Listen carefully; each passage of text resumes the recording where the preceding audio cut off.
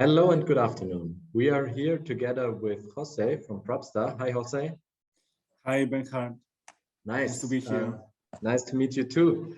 And we have the pleasure to discuss with Jose one of the hot topics for startups and for every company that has a subscription-based model, namely the topic of MRR, monthly recurring revenue. And before we discuss that, maybe also for the very few people that don't know Propster yet, maybe you can give us a very brief pitch on what Propster is doing and where you are at the moment. So Propster is a cloud-based configuration platform, and we enable property companies to increase off-sales plans, boost their efficiency, and provide their customers, such as buyers, tenants, or investors, with a great purchase experience through more transparency, uniform communication, and complete documentation. We are currently active in more than six countries with a strong focus on the DACH region, but we are also active in UK, Slovenia, and some other regions. And so that's a little bit about Propster. Yeah, and I have the pleasure to go with your development for quite a while, and it's really impressive what you've achieved in the last years. Since we are here at Adam, KPIs and reporting are a hot topic always. So maybe you can tell us what are, as in your role as Director of Finance, you're very close to KPIs. What are the top KPIs at Propster? So when we want to analyze the company from the top perspective, in our stage, we really focus on a very few KPIs, but that really define our performance. So I would say MRR is kind of one of the key metrics that everyone wants to see. So in us internally, the management account, but also the investors. Then from the cash perspective, so runway management and all these things. So accounts receivables and accounts payables is very important, and also the efficiency between them.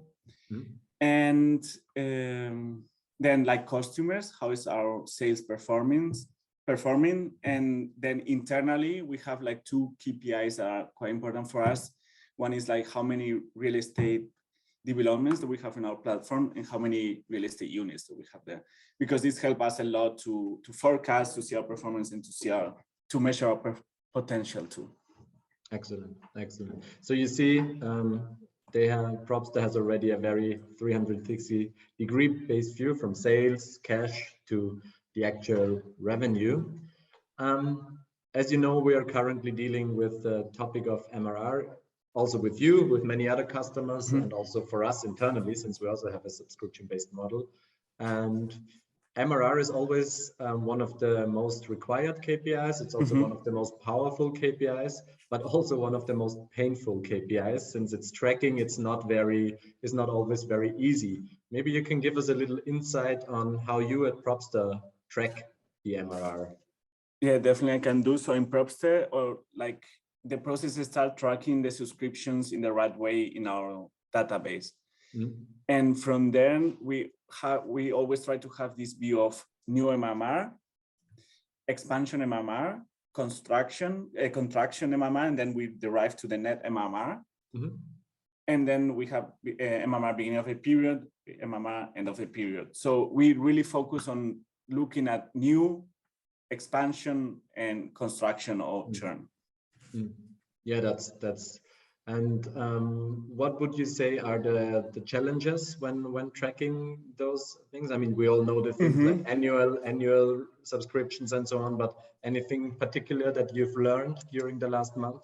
So what I really learned is first, the data collection has to be very clear. And the alignment between sales and finance has to be very smooth. So really taking the customer throughout the whole customer journey. So it doesn't end in sales, it continues with finance, and this has to be very smooth. So that all the parts are aligned. So this leads to less errors, less corrections on subscriptions. So really a smooth and harmonized customer journey where all the payment terms are clear so that we don't have to make any corrections. And and the data collection and maintaining the database also. Yeah, that's particularly when more people are acting on the same data set. It's always a governance topic. But once the pain is done with data collection, as I said, I firmly believe that the MRR is not only one of those investor KPIs, but rather a very powerful KPI that you can use internally. So how do you use the MRR for your analysis?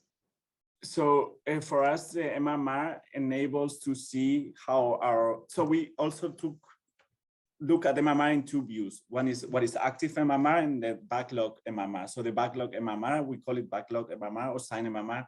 This helps us to measure how is our pipeline of clients coming. So it takes sometimes since we acquire them until we onboard them. So these two views on MRR really help us to forecast what is going to happen in the next, especially short-term, but also long-term view. And also help us to forecast cash, because we, like the beauty of a subscription model is that somehow you secure your payments. So we can have a view on what is happening in the next 12 months with our current MRR level and the cash collection. So this is very helpful too. So it has a forecast part with it. Yes, yeah, definitely. Excellent. That's one of the powers, 100%. So maybe one last thing. So we've learned, thank you very much for these insights. We've learned how do you track it, how do you use it. As can be seen, you already have a very elaborate way. And you have some experience with MRR. We can see that. What would you recommend a company that is just starting to measure this KPI? So let's say they have a white blank page.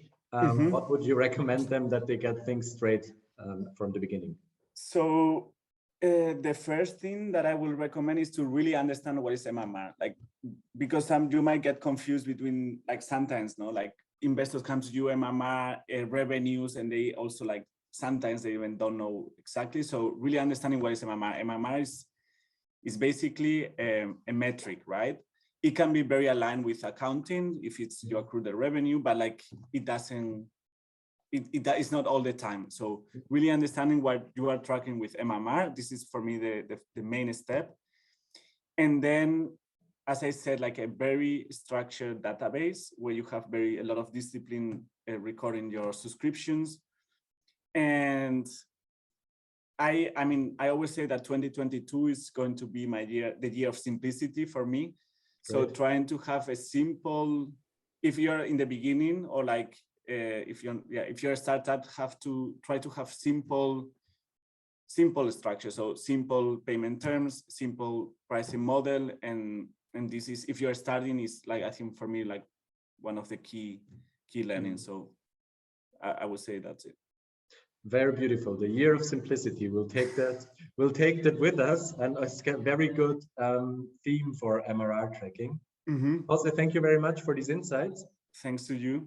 All the best to Propster. We'll be close for the coming times, and all simplicity you want might be achieved.